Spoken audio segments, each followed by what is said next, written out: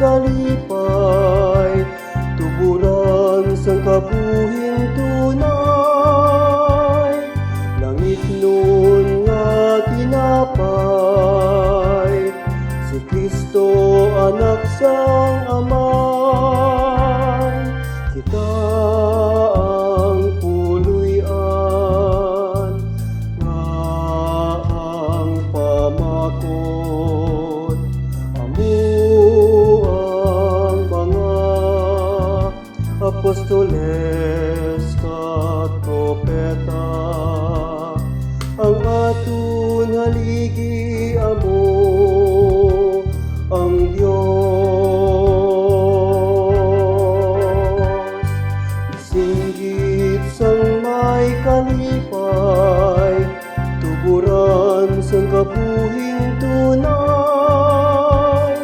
Langit nun nga tinapay, si Kristo anak sang Amay.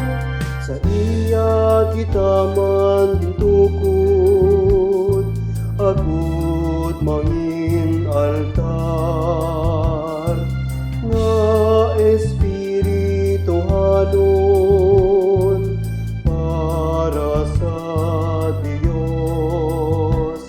Altar sang Dios,